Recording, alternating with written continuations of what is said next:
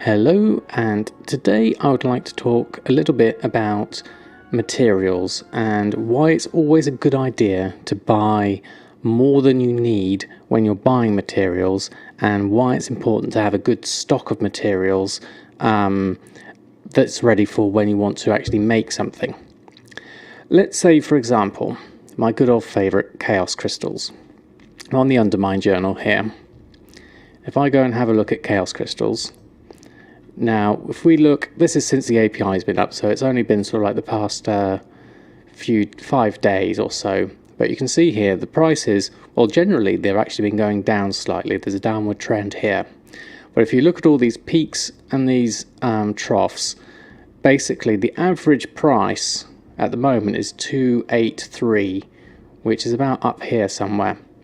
But you don't want to be buying it at that price. Because if you imagine yourself as like you're a shop and you're buying in your goods, you don't want to sell them for the price that you're buying them in for. I know in this case we're actually turning these goods into something else, but think of this as your raw materials.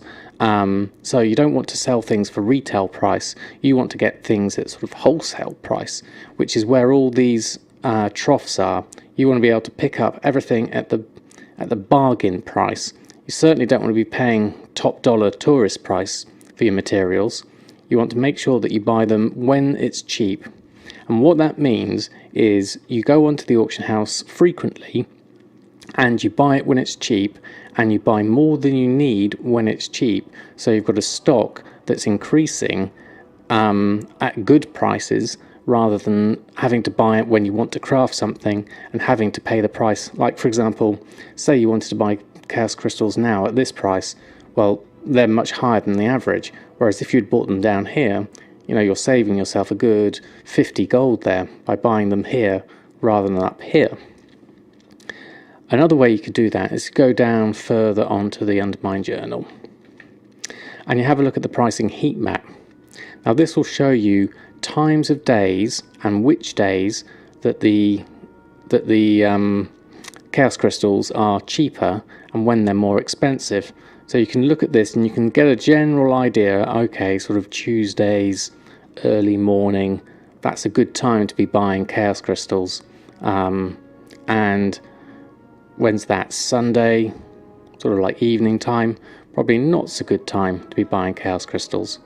And you can see that's matched in quantity as well. So there's kind of like a playoff between the two of these, between what's available and what's not.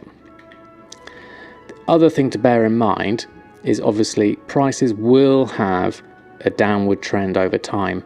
So you want to think about your stock levels, not have too much in stock where you're overstocked and say you overstocked here and you've kept hold of it and you didn't use it, and then the prices have generally trended downwards, and so now you've got a whole load of stuff that you bought then. I mean, it's a good idea to carry on buying throughout so your average is continually going down. So in this case, I'd be buying chaos crystals when I could, whenever it was low. So even though this trough here is higher than this trough, I would still buy them here, but I'd also buy them here, and I'd also buy them here. And that means you just got to be on the auction house as frequently as you can. I mean, if we go over to WoW now and have a look, I've got a shopping scan set up here with the three main enchanting materials.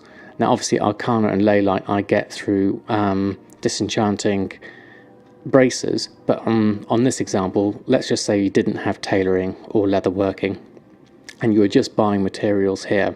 So if I was to do a shopping scan now and I look at this and I go, well, okay, chaos crystals at the moment are under my average buy price, because my average buy price is 292. So I want to be able to have enough money in the bank to be able to buy all these 100, and I'd look here and say maybe I only needed 50 at the time, but I won't buy 50, I'll buy all 100 of these and I'll leave the rest. Whereas you look at here on Arcana and especially Leylight at the moment, they're particularly expensive, so I wouldn't be buying them now. But so long as I've got a stock of them, say for example I've got 250 in stock at the moment, I'd be okay, well I've got enough there. Actually that's probably not enough. but I know that I've got silk and stonehide leather that I can make leylight with, so in my case that's enough stock. But looking at chaos crystals, I've got 2,600 of them, which is plenty for now. I know that I'm not going to use that many at the moment. So it's really important to, whenever you're buying stuff, just make sure you buy it, buy more than you need when it's cheap, and then that way your profit margins are going to be much higher, and therefore you'll make more money. So I hope that little tip's been useful. Use the Undermine journal, look at your market prices, try and keep a good amount of liquid gold so that you can buy capital when you need to, and then just take it from there. Just go one step at a time and increase your profit margins and build up your stock levels. So I hope you found that useful, and I'll see you next time.